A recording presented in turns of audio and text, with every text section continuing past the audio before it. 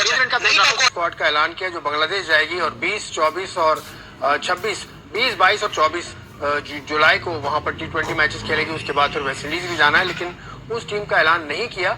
और भी बहुत सारे मौजूद हैं, कौन लड़के बाहर हुए, कौन टीम का हिस्सा बने, इस पर बात हम तफसील से करेंगे। उसके अलावा पाकिस्तान की जानिब से जिन्होंने टीम का ऐलान किया उस पर बहुत ज्यादा बात हो रही है कि ये लोग चीफ ऑपरेटिंग ऑफिसर और मीडिया डायरेक्टर या media adviser to the chairman of the cricket board, उन्होंने अनाउंस किया। ये थोड़ी सी बात ताजुब खेज लगी, इस पर भी तफसील से बात करेंगे। मेरे साथ दो मेहमान हैं आज। तनवीर अहमद तो होते ही हैं, लेकिन एक बहुत ही जबरदस्त सहाफ़ी है, पाकिस्तान का एक बहुत बड़ा नाम है, 40 बरस का तजुर्बा है और जो भी लिखते हैं वो ऑथेंटिक होता है, एक बात। और दूसरा, सिर्फ क्रिकेट पाकिस्तान की इनकी नज़र नहीं होती, दुनिया भर के क्रिकेट सर्कल में जो भी हो रहा है वो इस पर नज़र रखते हैं और मेरी इनसे काफ़ी बातचीत होती रहती है। और एक और बात बता दूँ, बड़े खुश गुलू भी हैं, खुश मिजाज भी हैं, खास साथ खुश गुलू भी हैं और गुलकारी भी करते हैं। शाहिद हाशमी साहब मेरे साथ बैठे हैं। अस्सलाम वालेकुम शाहिद। वालेकुम अस्सलाम। कैसे ठीक है। और तनवीर अहमद तो रोज की तरह आज भी बैठे हैं मेरे साथ। तनवीर अहमद, अस्सलाम वालेकुम भाईजान। वालेकुम सलाम। ये तो बहुत अच्छे गाने भी सुना देते हैं, बड़ी फनी बातें कर देते हैं। मैं क्या करता हूँ आपके साथ? क्या चीज? मेरी तो कोई स्पेशल चीज आपको लगी होगी ना। मैं क्या, शोला बयान हमेशा आपको कहता हूँ कि आप शोला बयानी के लिए मशहूर हैं। आप बस बात कह जाते हैं, जो दिल में होता है वो जबान पे होता है। अब लोग सोचते रहे मैंने क्या कह दिया। नहीं, सो ऐसी बात नहीं करते हैं आप। अक्सर ऐसी बातें करते हैं कि जिस पर मैं भी सोचने पड़ जाता हूँ, ऐसा होता है। लेकिन खैर, आज शाहिद साहब से बात का शुरू करूंगा। पाकिस्तान की स्क्वाड का ऐलान हो गया शाहिद भाई। पहले तो स्क्वाड को देख लें। इसमें मुझे तो ऐसा लग रहा है कि बॉलिंग पाकिस्तान की जरा वीक है। हमारी स्क्रीन पर स्क्वाड भी आ जाएगी। उसमें सलमान अली आगा कप्तान हैं, अबरार अहमद हैं, अहमद दानियाल हैं, फ़हीम अशरफ हैं, उसके अलावा फ़खर जमान हैं, हसन नवाज हैं, हुसैन तलत हैं, खुबजिल शाह हैं, अब्बास अफरीदी, साइम अयूब, सलमान मिर्जा एंड सुफियान मुकीम। आप क्या कहते हैं? काफी वीक बॉलिंग अटैक है और स्पेशली पेस में अगर आप सलमान मिर्जा को लेके आए, जाहिर उसने PSL में इम्प्रेस किया सबको। ऑल्दो के इतनी विकेटें नहीं है, लेकिन उसने अपनी बॉलिंग से इम्प्रेस किया सबको। अब्बास अफरीदी T20 खेलता हुआ आ रहा है, लेकिन अहमद दानियाल और उसके साथ हुसैन तलत से अगर आप बॉलिंग करवाएंगे तो ये थोड़ा इनएक्सपीरियंस बॉलिंग अटैक है। और बांग्लादेश फुल स्ट्रेंथ पे होगी। उनके सारे प्लेयर वापस आ गए हैं जो भी फिटनेस के उनको प्रॉब्लम्स थे। तस्कीन को, मुस्तफीज को, शहादत को। उनका स्पिन बॉलिंग अटैक बहुत ही अच्छा है। उनकी बैटिंग बड़ी इंप्रूव हुई है। लंबे लंबे छक्के मारने वाले जाकिर अली, इनाम, ये सारे प्लेयर अच्छे हैं उनके। तो मुझे तो लग रहा है कि थोड़ा पाकिस्तान की टीम बॉलिंग साइड पे वीक है। बैटिंग में चले आपने नए लड़कों को इंक्लूड किया है और उस हिसाब से मुझे लग रहा है ट्रायल एंड एरर बेसिस पे हम चल रहे हैं। लेकिन मैं आज एक जगह और भी पहले ये प्रिडिक्ट कर चुका हूँ कि फिर वही सारे प्लेयर हमारे जिनको हमने हटाया है, बाबर आजम, रिजवान, शाहीन शाह अफरीदी, नसीम शाह, वसीम जूनियर, ये सब वापस आ जाएंगे वर्ल्ड कप से पहले। वसीम जूनियर ने एक सिनेरियो बेस्ड कैंप में मैच हुआ था, उसमें 5 विकेट लिए थे। अगर तो वो फिट है तो फिर वो टीम में होता था।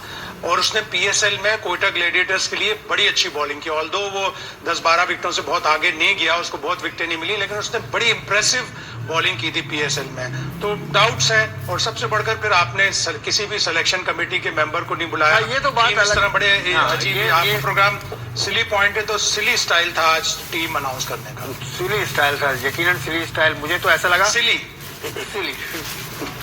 चले, हसन अली नहीं है बॉलिंग में, शाहीन शाह अफरीदी तो शायद वो जो सिलेक्शन जिन्होंने वजाहत दी वो कहते हैं शाहीन शाह अफरीदी तो वनडे की टीम का बॉलर है। तो शाहीन पे तो बाद में बात करेंगे, लेकिन हसन अली की जैसी फॉर्म थी वो इंग्लैंड में काउंटी के साथ है, तो वो इस वजह से नहीं आया कि काउंटी उनके लिए ज्यादा अहमियत का हामिल है। देखिए यार आसिफ भाई, एक तो बात हमें समझने की जरूरत है, हमारे लोगों को, जो लोग क्रिकेट को चलाने की कोशिश कर रहे हैं, ये अभी की बात नहीं है, ये हमेशा से यही चलता हुआ आ रहा है। जब हमारी टीम किसी इवेंट में हारती है तो हम कोशिश ये करते हैं, एक तो मीडिया का प्रेशर बहुत ज्यादा आता है कि यार ये क्या टीम है, पुराने प्लेयरों ने कुछ नहीं किया, इनको टीम से फारिग करो। उसके बाद हमारे जो सिलेक्टर्स हैं, हमारे जो बोर्ड है, वो इतना ज्यादा पैनिक हो जाता है, उनको वैसी ऐसे ऐसे लोग ला के बिठा देते हैं जिनको वैसी क्रिकेट की समझ नहीं है। उसके बाद वो जो फैसले करते हैं वो बड़े अजीबोगरीब फैसले करते हैं। वो ये कहते हैं कि जी बस ये पुराने लड़के टीम से निकाल दो और नए लड़के जो है वो टीम में लेके आ जाओ। और अब ये जो टीम सिलेक्ट हुई है, इसमें अगर हम फास्ट बॉलिंग की बात करें तो आपके पास अब्बास अफरीदी जिसने बहुत अच्छी बॉलिंग की ठीक है, उसकी सिलेक्शन बहुत अच्छी थी। उसके बाद आपने अहमद दानियाल को डाल दिया। क्या परफॉर्मेंस अहमद दानियाल की? कोई परफॉर्मेंस इतनी अच्छी नहीं है। सलमान मिर्जा को आपने डाला, एक पीएसएल, ये वाला पीएसएल खेला, अगर 2-3 मैचेस में अच्छी बॉलिंग करती तो क्या उस लड़के को टीम में डाल दें? मुझे ये बताएं कि मीर हमजा कब से खेल रहा है? कब से? वनडे T20 कहाँ खेलता है यार पीएसएल की T20 में क्या परफॉर्मेंस देता है? पाकिस्तान से तो उसको T20 नहीं, मेरा सिर्फ कहने का मकसद ये है कि अगर आप बांग्लादेश मैं भी बात कर सकता हूँ इस पे, आप कर सकते हैं, हम ये थोड़ी कह रहे हैं।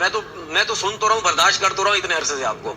सुने मेरी बात, सलमान मिर्जा को अगर आप लेके आ रहे हैं या आप अहमद दानियाल को लेके आ रहे हैं तो भाई उससे ज्यादा परफॉर्मर तो ये मीर हमजा था। अगर आप यंग टीम लेके जा रहे हैं तो फिर क्यों नहीं मीर हमजा, तो सलमान इरशाद क्यों नहीं? खैर ये जो लड़के दोनों लिए, एक 91 की पैदाइश है, एक की 94 की पैदाइश है, इतने यंग तो नहीं है। अच्छा नहीं, एक 31 है, एक 28 है। वो 31 है सलमान मिर्जा, वो 28। हाँ बिल्कुल, लेकिन अगर देखें यार उसकी फिटनेस तो है ना। मीर हमजा हो गया, सलमान इरशाद हो गया, फिटनेस है, परफॉर्म तो करते हैं ना, क्यों नहीं है? तो बात ये, जिस तरह अभी इन्होंने वसीम जूनियर की बात की, अगर वो कैंप में था, यही आकिब जावेद ने आके प्रेस कॉन्फ्रेंस बोला था ना कि वो बहुत बेहतर हो गए हैं, फिट हो गए हैं, लंबी लंबी बॉलिंग कर रहे हैं, तो जब वो आउट भी कर रहा है तो वो क्यों नहीं? मेरा सिर्फ कहने का मकसद, अगर आप शाहीन को भी नहीं ले रहे, ठीक है, हारिस रऊफ अनफिट हो गए, वो लीग खेलते हुए जो उनको हैमस्ट्रिंग का प्रॉब्लम हो गया, तो जब अगर हसन अली को अगर आपने परमिशन दी हुई थी कि नहीं यार आप जाओ, आप काउंटी खेलो, हम आपको बांग्लादेश के टूर पे सिलेक्ट नहीं करेंगे, तो फिर कुछ ना कुछ तो आपको ये सोचना चाहिए था ना कि यार आप एक सीनियर लड़का को ले लेते, शाहीन को डालते टीम में।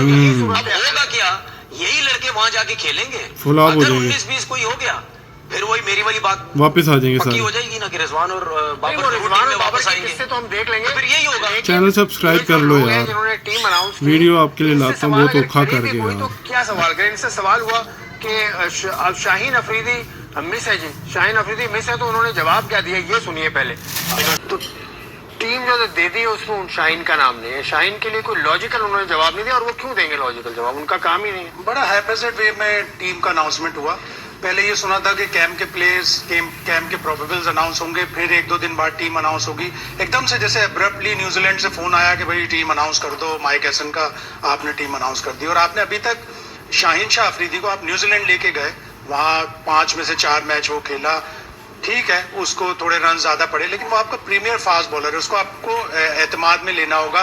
हसन अली की तरह उसका भी कॉन्टी से कॉन्ट्रैक्ट हो सकता था, वाइटैलिटी ब्लास्ट में 100% हो सकता था, लेकिन उसने पाकिस्तान को प्रेफरेंस दी। वो पाकिस्तान के लिए वापस आया कि उसको कैंप अटेंड करना है वनडे का, लेकिन उसका एकदम से आपने टीम में नाम अनाउंस नहीं किया। और मैं बड़ी मजे की आपको बात बताऊं, आसिफ, तनवीर भाई, आप लोगों को शायद मालूम हो या ना मालूम हो कि माइक हैसन से मीटिंग के दौरान में माइक हैसन ने बार बार शाहीन से ये पूछा कि आपको कौन सा फॉर्मेट पसंद है, यानी वो ये चाह रहे हैं कि सिर्फ एक ही फॉर्मेट पे उसको ब्रैकेट कर दें। उसने कहा नहीं, मुझे तीनों फॉर्मेट खेलने हैं, मुझे तीनों फॉर्मेट पसंद है, और मैं इतना एज भी मेरी अभी नहीं हुई तो मैं तीनों फॉर्मेट खेलूंगा। हाँ, जब मैं जाऊंगा 30+ कर लूंगा, फिर जाके मैं सोचूंगा कि एक आध फॉर्मेट छोड़कर अपना करियर प्रोलॉन्ग कर लूं। तो बार बार उससे ये पूछा गया कि तुम्हें कौन सा फॉर्मेट पसंद है। इसका मतलब है कि आप अपने प्रीमियर फास्ट बॉलर को एक ही या दो किसी भी, या तो वाइड बॉल पे या रेड बॉल पे कन्फाइन करना चाहते हो तो आप एक दफा उसे बता दो, ताकि वो अपनी दूसरी जो एंगेजमेंट है वो कर ले। आप इतना अच्छा ट्रीटमेंट नहीं कर रहे हैं अपने प्लेयरों के साथ। और फिर बाबर आजम का मजाक क्या हुआ कि माइक हैसन ने उससे पूछा कि क्या कैन यू कीप विकेट्स, तो वो परेशान हो गया। उसने कहा मैंने अपनी जिंदगी में कभी विकेट कीपिंग नहीं की।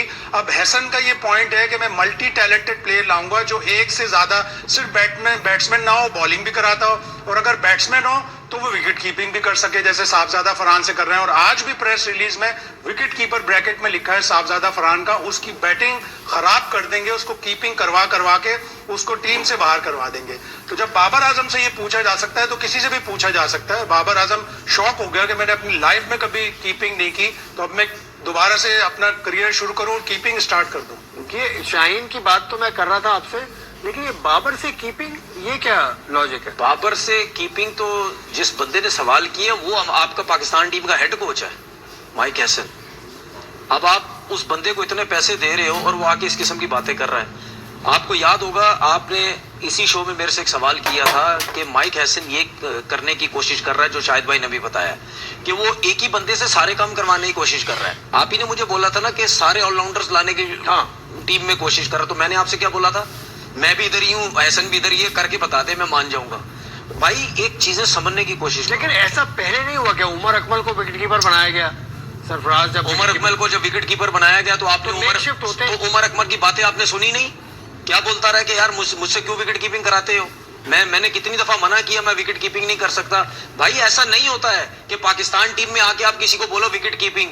ये एक प्रॉपर एक शोबा है, एक जॉब है, ये आपको नीचे से करते हुए आनी चाहिए। भाई आपके मसल स्ट्रांग होते हैं, आपको आदत होती है, आपकी उसकी प्रैक्टिस होती है, आपको डाइवें मारनी पड़ती है, आपको कैचेस करने पड़ते हैं, ठीक है, आपको नीचे बैठ के स्पिनर्स पे फील्डिंग करनी पड़ती है, कीपिंग करनी पड़ती है, पता नहीं कितनी कितने घंटे आपको ट्रेनिंग करनी पड़ती है, तब जाके आप एक विकेट कीपर तैयार होते हैं। भाई आप पाकिस्तान टीम में आके लड़कों को कह रहे हैं कि विकेट कीपिंग करें, उसको साहबजादा फरहान को आप कह रहे विकेट कीपिंग, टोटल उसने पता नहीं 6 या 5 मैचेस में उसने T20 में विकेट कीपिंग की होगी।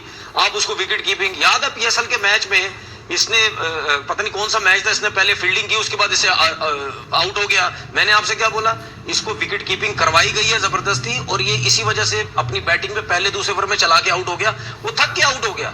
तो आप इसी तरीके से पता नहीं किन सोच के लोगों को आप ले आते हैं, आप ऐसे ऐसे लोगों को ले आते हैं जिनको दुनिया के लोग कोई भी उनको कोचिंग में लाना नहीं चाहता। नहीं तो मुझे बात बताएं। अच्छा ठीक है, टॉप कोचेज, क्या टॉप कोच है मुझे बता दो। दुनिया नहीं टॉप कोच है, नहीं टॉप कोच है, मैं आज कह रहा हूँ नहीं टॉप। सुन ले एक मिनट सुन लेना, नहीं टॉप कोच है, नहीं है टॉप। ये कौन सा टॉप कोच है जो बाबर को कह रहा है कि तुम विकेट कीपिंग नहीं कर सकते? बाबर टॉप बैट्समैन नहीं है दुनिया का भाई, यार बाबर टॉप बैट्समैन नहीं है दुनिया का। मैं 78 रन में उसने 5 हमारी क्रिकेट का प्रॉब्लम ये है कि हमने फॉरेन कोचेस से इतना अच्छा सलूक नहीं किया, तो हमारे यहाँ बड़ा नाम आना नहीं चाहता। हमें वो कोचेस मिलते हैं जो अपनी शेल्फ लाइफ गुजार चुके होते हैं। जैसन गिलेस्पी 20-22 साल कोचिंग कर ली, साउथ ऑस्ट्रेलिया की भी की, यॉर्कशायर की भी की, जिम्बाब्वे में भी की।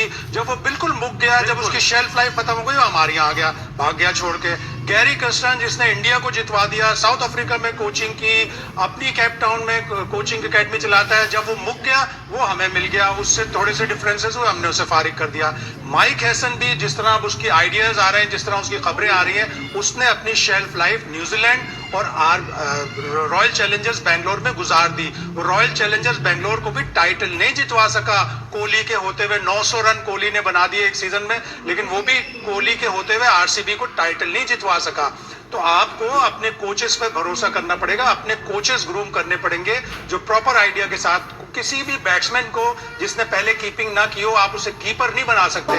आप उससे 1-2 ओवर जरूर बॉलिंग करवा सकते हैं। नईम से आप बॉलिंग करवा लें, हसन नवाज से बॉलिंग करवा लें। बाबर आजम ने भी टेस्ट में 1-2 आउट किए हुए, उससे 1-8 ओवर तो करवा सकते हैं, लेकिन उससे 20 ओवर कीपिंग नहीं करवा। देखिए ये शायद यूनाइटेड को जिताया ना, नहीं सुने ना, देखिए ये जितवाया, लेकिन उसमें इस्लामाबाद यूनाइटेड के अपने प्लेयर्स की भी परफॉर्मेंस है, अपने और दूसरी टीमों का भी है, सारा सब कुछ है, ठीक है। उसका अपना एक क्रेडेंशियल है, उसका अपना एक स्टेटस है। लेकिन इस तरह की अगर वो चीजें करेगा कि प्रीमियर फास्ट बॉलर को पूछ रहा है कि अपना एक फॉर्मेट बता दो, प्रीमियर स्टार बैट्समैन को बता दे, हाँ ये करें आप कि जब बाबर आजम ने 2018-2019 में T20 में अपना ब्लूम उसका आया, उसने 2 सीजन खेले वाइटैलिटी ब्लास्ट से समरसेट की तरफ से। 2 मैचों के बाद उसको मैनेजर ने, कोच ने बुला के कहा कि यार जिस स्ट्राइक रेट से आप खेल रहे हो ना 120-125, हमारे यहाँ नहीं चलेगा। तीसरे मैच से उसने 2 सीजन में समरसेट काउंटी से 146 के स्ट्राइक रेट से खेला। क्या पाकिस्तान में किसी कोच ने कभी उसको कहा, या रिजवान को कभी किसी कोच ने कहा कि यार अपना स्ट्राइक रेट नहीं हम बाहर कर देते?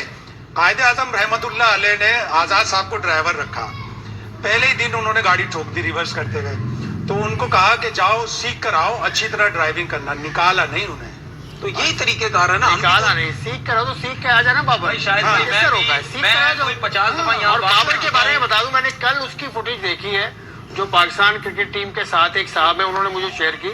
बाबर स्वीप खेलने की प्रैक्टिस कर रहा है, बाबर उस शॉट की प्रैक्टिस कर रहा है जो लेफ्ट आर्म पे वो फंसता है, तो उसमें एडजस्टमेंट मैंने अपनी आंखों से देखी। भाई आप इंप्रूवमेंट करते हैं, ये लर्निंग प्रोसेस है, जिंदगी में लर्निंग लर्न करेंगे, मैंने लर्न करना पड़ेगा यार। देखिए भाई फिर बाद में होगा। मैंने आपको 50,000 दफा बात कह चुका हूँ, जिस क्रिकेटर ने 30 साल क्रिकेट छोड़े हुए भी होगा ना, आज भी मैं इतनी बड़ी बात बोलूं, आज भी जावेद भाई को अभी भी लाइन पे ले लो, अभी भी लाइन पे ले लो। किसको लाइन पे लेना? सुन लें, अगर आप जावेद भाई को अभी भी लाइन पे लेंगे ना, छोड़े हुए हो गए अरसा क्रिकेट, आज भी वो पता क्या बोलेंगे, यार आज भी आसिफ जो मेरे जहन में चीजें आ रही है ना, अगर उस टाइम में ये कर लेता ना, मैं बहुत और शायद रन कर जाता।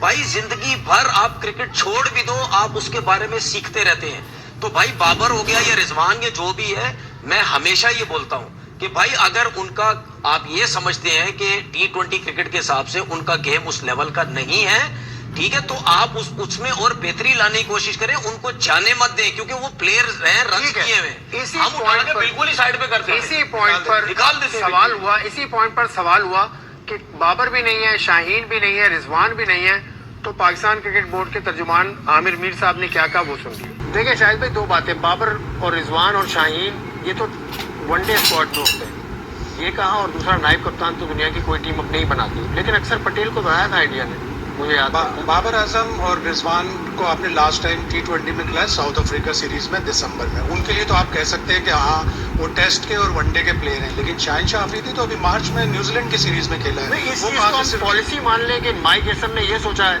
कि ये ऐसा ही लग रहा है जिस तरह ये T20 के प्लेयर खैर, अपने हैं। इनको बताया गया होगा, ब्रीफ किया गया होगा, ऑल्दो की बहुत सी चीज़ों पे ब्रीफ नहीं किया गया, और अगर नवाज का सवाल होता है और सवाल होते हैं तो उनके पास कोई क्लू नहीं होता। आपके पास 4 इक्के हैं, आकिब जावेद, अजहर अली, असद शफीक और अलीम डार, चारों इक्के हैं ना, ए से शुरू होते हैं, तो आप उनको क्यों नहीं बुलाते, उनको क्यों नहीं सामने करते? एक प्रेस कॉन्फ्रेंस में असद शफीक को कुर्बानी का बकरा बना दिया, उससे बेचारे से सवाल हुए, उसने जो अपनी दानिश में जवाब देने थे, बड़ा इंटेलिजेंट, बड़ा अच्छा क्रिकेटर रहा है और समझ भी है उसको क्रिकेट की। आप चीफ सेलेक्टर को, चीफ सेलेक्टर तो है ही नहीं, आप किसी सेलेक्टर को बुलाते ना ताकि वो प्रॉपरली जवाब देता। और अगर आपने डिसाइड कर लिया कि आपने कन्फाइन करना है तो फिर इसी पे कायम रहना, ये ना करना कि फिर जब वर्ल्ड कप आए तो बिल्कुल केओटिक प्रिपरेशन में आप दोबारा इन्हीं प्लेयरों को वापस ले आए और कहें कि नहीं जी आप तो नीचे जा रहे हैं। और वेस्ट इंडीज ने आपको 3 T20 आप चाह रहे थे कि वो 5 कर दें, लेकिन वो सिर्फ और सिर्फ वनडे खेलेंगे। क्यों खेलेंगे वनडे? उनके भी अक्लमंद लोग बैठे हैं, उन्होंने ये सोचा कि हम 3 वनडे खेलकर अगर हम पाकिस्तान से सीरीज जीतते हैं, हम इस वक्त 10 पर हैं, पाकिस्तान 4 पर है, हमें रैंकिंग पॉइंट मिलेंगे। 2027 की वर्ल्ड कप के लिए जो रैंकिंग पे टीमें आएंगी वो मार्च 2027 में डिसाइड होना है, तो वो अपनी रैंकिंग ऊपर करेंगे, वो क्यों T20 आपसे खेलेंगे? बिल्कुल ठीक। पहले तो ये बता देंगे, इन्होंने बाबर के बारे में बात की, रिजवान के बारे में, शाहीन के बारे में, इनके मुंह से सुन के आपको कैसा लगा? देखिए सबसे पहली बात ये, माजरत के साथ, अगर चीफ ऑपरेटिंग ऑफिसर बैठ के और एडवाइजर बैठ के पाकिस्तान टीम अनाउंस कर रहे हैं ना, तो यार मेरे लिए as a test player, as a cricketer बड़े अफसोस की बात है। आपका क्रिकेट बोर्ड कहता है कि हम क्रिकेट बेहतर करने की कोशिश कर रहे हैं, इस तरीके से क्रिकेट कभी भी बेहतर नहीं होगी, ये मेरी बात लिख लें, क्योंकि सिलेक्टर आपका बैठा हुआ नहीं है। ये कौन सी दुनिया की क्रिकेट में होता है यार, आपका सिलेक्टर नहीं है, उनसे टीम अनाउंस करवा रहे हैं। आपके रिपोर्टर, जर्नलिस्ट जो वहां बैठे हुए सवाल कर रहे हैं, वो 100% ये सोच रहे होंगे यार किनको ला के बैठा दिया, हम सवाल क्या करेंगे इनसे।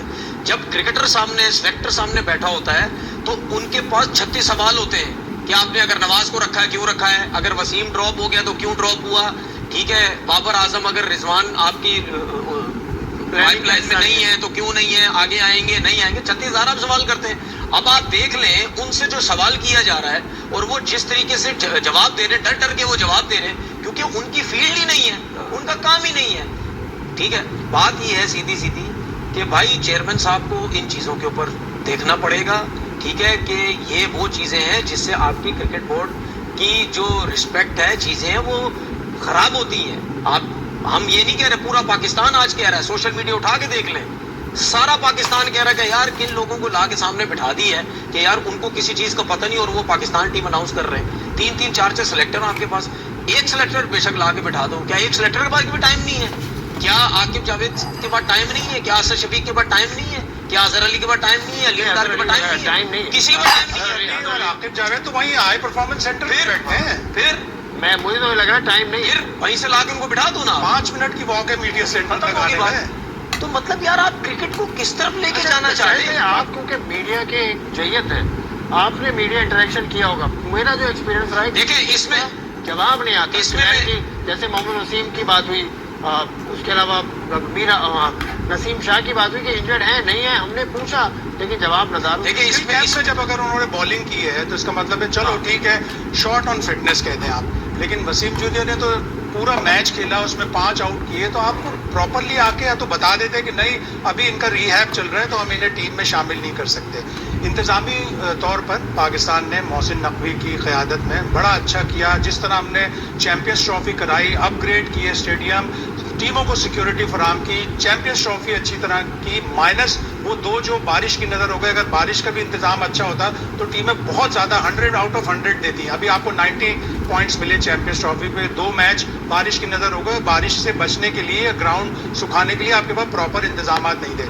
इंतजामी उमूर में पाकिस्तान क्रिकेट बोर्ड ने पूरी दुनिया में तारीफ हासिल की, लेकिन इस तरह की हरकतों से, इस तरह की अप्रोच से, अनप्रोफेशनल एटीट्यूड से आप पूरी दुनिया में अपना मजाक उड़ा रहे हैं। मजाक उड़ रहा, जाहिर सी बात है यार। मतलब देखिए, इन चीजों से एक और चीज, लेकिन चलो कुछ और देखिए मेरी बात बात करें, पाकिस्तान नहीं, वो क्रिकेट ठीक है, बोर्ड की लेकिन बात भाई मसला ये है कि हमारे क्रिकेट बोर्ड को पूरा क्रिकेट की तरफ फोकस होना पड़ेगा। ऐसा नहीं हो सकता आपका ध्यान इस तरफ है, आपका ध्यान दूसरी तरफ है, आप दूसरे लोगों पे छोड़ के क्रिकेट को चले जाएं, आप बोले जी ठीक है जी आप चलाते रहे। इस तरीके से क्रिकेट नहीं चलेगी भाई। पहले अपने आप को ऊपर से तो चीजें ठीक करो, उसके बाद अच्छा ठीक बाकी चीजें ठीक होती हैं। इंतजामी तौर पर ठीक होने की जरूरत है, लेकिन पाकिस्तान के जो कुछ प्लेयर्स हैं जिनका नाम बहुत दिया जाता है, टेक्निकली वो इतने अच्छे नहीं हैं। मतलब बाबर आजम की हम बात कर रहे थे, बाबर का मैंने बताया ना कि मैंने फुटेज देखी है, तो बाबर को कुछ तो बेहतर करना है ना।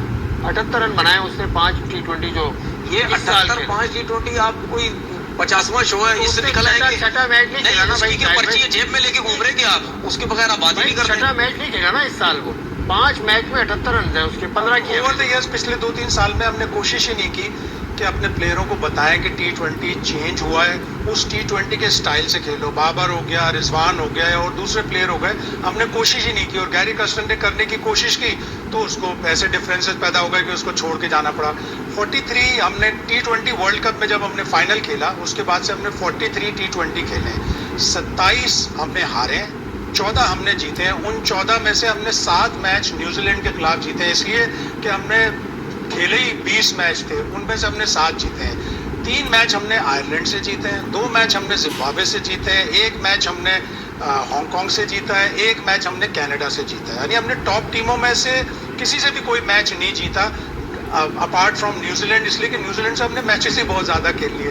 तो हमने ओवर द ईयर्स 2022 के फाइनल की टीम इस तरह नोज डाइव करेगी, ये सिर्फ पाकिस्तान अच्छा की टीम देखिए, एक चीज और देखिए ये लोगों को सोचने की जरूरत है। वो लोग ये ना समझे कि बाबर आजम और रिजवान रन नहीं, 47 की एवरेज रिजवान की है, 40-41 की एवरेज जो है T20 पे बाबर की है, 36-50 बाबर के हैं, 300 हैं। इसी तरीके से 30-31 बाबर रिजवान के 50 है, उसके भी 1-2 सेंचुरीज है, ठीक है ना।